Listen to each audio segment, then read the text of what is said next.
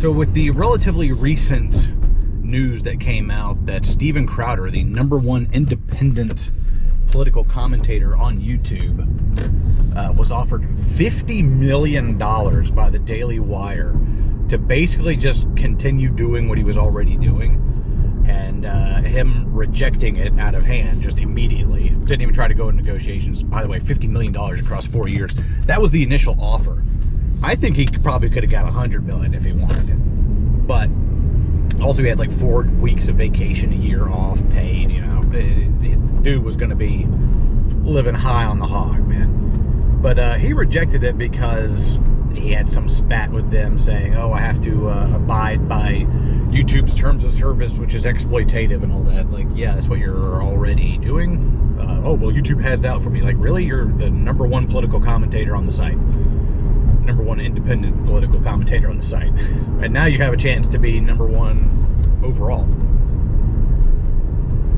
He said it was exploitative, but the rest of us who are not in the political sphere of YouTube kind of took a step back and said, wait, you're getting paid how much? $50 million for like a political commentary network, the Daily Wire, to pay a YouTuber to talk about politics. That combined with these new voting machine lawsuits that are happening and showing that a lot of people at Fox News don't believe a one word of what they say on TV. Like in private they say one thing, but then they go on TV and they say the exact opposite thing because they're paid to say that. Like, duh. Yeah, everybody in the political sphere on TV is paid to just say things. They come from the top. They come from think tanks and shit. And they don't believe a one word of it. That shouldn't surprise really anyone. But now we actually have definitive proof of it. And with all that news coming out, it begs the question, on YouTube, are there industry plants among us? Amogus. Now, an industry plant is not the same thing as a paid advertisement. That's completely different. That's totally fine. That's just, you know, an ad read or whatever. There's nothing wrong with that. You know, get your money however you can get it. So long as you disclose it, you know, everything's fine. Disclose it. Hey, I'm getting paid by these people to say this thing. So long as it's obviously an ad, no problem with it. However, an industry plant would be somebody who's there to push some sort of product, but not in a direct way. It could be like their entire persona. Like I saw a guy who was really big into tech and action cameras, like GoPros, what I'm filming on now. And he was just adamantly against GoPros. He says, I'll never buy another GoPro. And a lot of his videos are very negative towards GoPro. And he seems to praise Ronin products an awful lot. And I had this like intrusive thought, like, was this guy an industry plant by Ronin? You know, was he paid off? I mean, he wouldn't really have to disclose that, because technically he's not telling you to go out and buy a Ronin. He just talks about, oh, Ronins are pretty good, but GoPros suck, you know, all their competition sucks, you know, but I've had a lot of success with my Ronin. You know, if I were a NASCAR industry plant, you would never know about it. I could have been on NASCAR's payroll since day one, and I would never have to disclose it, because I'm not telling you to go out and buy NASCAR tickets. You know, I was sponsored by Atlanta Motor Speedway one time, and that was, you know, it was obvious. I told everybody, like, this video is sponsored by Atlanta Motor Speedway. You know, here's how you can get a deal on tickets and all this type of stuff. And, you know, that was totally fine. But if I was paid by NASCAR to just make the same videos that I'm making right now, I'm not telling you to buy tickets. I'm not leaving a link to go buy tickets and, you know, go on Fox and watch the race this weekend. And I'm not doing anything like that. There is no call to action. You know, but I've had a lot of comments that say, you know, I started paying attention to NASCAR again because of your videos. Thank you for what you do. And I obviously have some sort of effect. I've gotten people to go to races. I've gotten people to watch races when they otherwise wouldn't. You know, I've had some sort of effect on these people, but if I was getting paid by NASCAR, you would never know it, because I don't have to tell you. So how would you spot like an industry plant? Are they out there? Probably. You know, I don't know like what the money situation is. I don't know how much somebody would pay somebody to do this, but I'm doing like NASCAR for free. I'm not getting paid by them. Why would they pay me or anybody else to do something that I'm already doing for free and having the same effect? So that doesn't really make too much sense. So you would probably go after somebody who was already established, somebody who was a big player in the media. And this happens in politics too. I remember during the Gamergate years, 2014, 2015, there were a number of kind of middle-of-the-road centrist YouTubers who, over the period of the next few years, became more conservative. And they started getting all these like ins and connections that they were really punching above their weight. And there was another political commentary channel, Chris Raygun, or he used to do politics and stuff like that. He used to dabble a little bit. He says he was offered a substantial amount of money if he became more conservative in his viewpoints and went after people and got these like talking points to rattle off and stuff. But he turned that down. So the theory is a lot of these channels that got more conservative, the Quartering, Sargon of Akkad, those type of people, the theory is they got paid. They took the money and they didn't tell anybody, which they really wouldn't have to because there is no call to action, you know. But on the flip side, if you were an industry insider and you were trying to get like some sort of like plant on a YouTuber, and that YouTuber has like a sense of, a moral code or something, and they say, no, I'm not taking the money, and then their next video is, industry insider from, NASCAR tried to pay me $10,000 to change my content. That could do infinitely more damage than it would any sort of benefit to you. And considering there's so many people, pushing your products for free already on YouTube, it's best to just kind of take a hands-off approach, let them do whatever they want. That's one good thing about YouTube. It is kind of a democratic process, if that makes sense. If you want to get good reviews on YouTube from tech reviewers or sports YouTubers, if you're an NBA insider or anything, just run a tight ship. Just have a good product. If you have a good product, people will say nice things about you for free.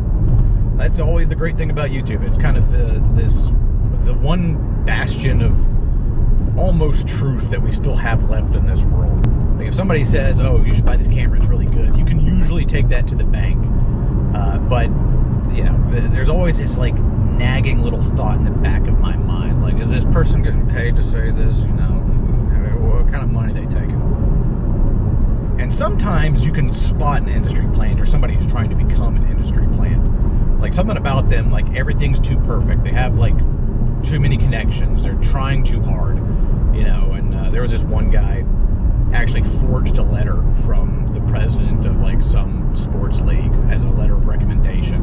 And he was like going around showing that off and, trying to get onto podcasts and stuff. And something about him just didn't pass the smell test. Turned out he was just a clout chaser. And, so the people who are chasing clout and the people who are industry plants are usually one and the same. The one time that we did have what was pretty much confirmed to be an industry plant was the Wake Up YouTube situation with Matt's What It Is. If you don't remember this was like 2018, 2019, beginning of the year, it was like January or something. But this guy, Matt's What It Is, comes out of nowhere. It has this whole like push of YouTube Wake Up, hashtag YouTube Wake Up. And he basically alleged that YouTube had this rabbit hole you could fall down. There was all these like weird videos of kids in like swimwear and stuff, just kind of, it was pedo bait, basically.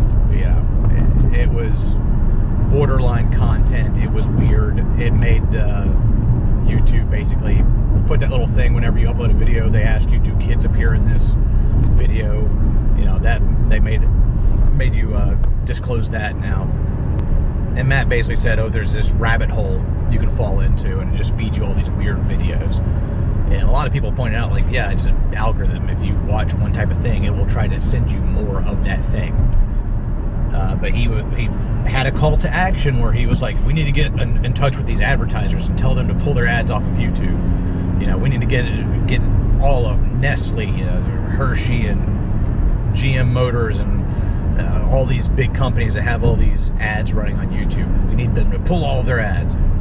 And Nestle actually did pull all of their ads. And there were a lot of big YouTubers who were like, bro, you're about to burn down the whole site here. Like, whoa, hold on. And his response was, oh, you don't even have a real job. Why don't you go do Uber or something? You know, he just totally didn't care. I know there was one guy I still subscribed to. He said, yeah, he was getting about $200 a day on advertising revenue. Like, he's living pretty comfortably. Then after that happened, he brought in like 20 cents a day. And that's the whole reason why he has a Patreon now, is because he used to just operate off of ad revenue alone. And now he has a Patreon on top of that, just in case, because, you know, basically showed that one guy could tear down the entire site if they wanted to, if they got the right angle. And then Matt's What It Is just one day disappeared. Never made another video. Actually, I think he came back like a couple years ago when Implement did a video documentary about him, and he came out of hiding for that. That was very weird. But yeah, he just disappeared, stopped making videos, and so slowly but surely things got back to normal. And then somebody pointed out, January at the beginning of the year is usually when these advertising agencies get all the details hammered out with their YouTube contracts for AdSense and all that. And somebody posited the opinion that Matt's What It Is was an industry plant by the advertising agencies to get some sort of angle with which they could devalue YouTube and get a better contract into the next year and not pay as much money and still get the same level of exposure. So, Matt's What It Is. Was he an industry plant? Certainly does seem like it. Like, here's this guy that comes out of absolutely nowhere, causes all this chaos, makes the advertising agencies be able to get a better contract for the year, and then he just dips. It certainly seems like something was very fishy happening behind the scenes. Was he a plant? We'll never know for sure. But as far as other industry plants on YouTube, I can't really think of anything major. You know, there's almost too much risk to make it worth it. You know, is the juice worth the squeeze? You know, is NASCAR really going to pay if some YouTubers, like 10 grand here, 10 grand there, just be slightly more positive in their coverage that they're already doing for free? You know, I don't think it's worth it on that kind of micro scale. Now, on a macro scale, we're talking about advertising agencies that work with, you know, several different billion-dollar conglomerates. Yeah, it's probably worth it to them to do something like that. For politics, oh, hell yeah, it's worth it to do that. I'd bet your bottom dollar that most of the people in the political sphere on YouTube get paid an assload of money by somebody up at the top. One dead giveaway is professional studio. If they have a professional studio, like props and all this stuff, different camera angles, that person is 100% being paid to say whatever it is the hell they're saying. Now, if they have a streaming setup where it's literally just one camera just looking at them, and they have like chat going on, and they look more like a Twitch streamer, then that person is probably believes what they say. You know, they're not an industry plant. But if they got, you know, perfect lighting, perfect makeup, you know, everything's perfect, looks like an actual like movie set, person's getting paid, don't listen to them. If the person looks like they're podcasting from their mom's basement, well, you could probably take whatever they say to the bank. It might not be the truth, but they actually believe it, you know. But as far as your favorite YouTuber being paid off by like GoPro or, you know, some other industry or business, I wouldn't worry about that too much. That's small potatoes. The juice isn't worth the squeeze for these, you know, $1 million companies. The $1 billion companies, though, that have tons and tons of businesses in all these different areas, and, you know, they have these, you know, $1 billion ad agencies that represent them, and all these others that work with $1 billion companies like Google, and they try to hammer out negotiations and shit.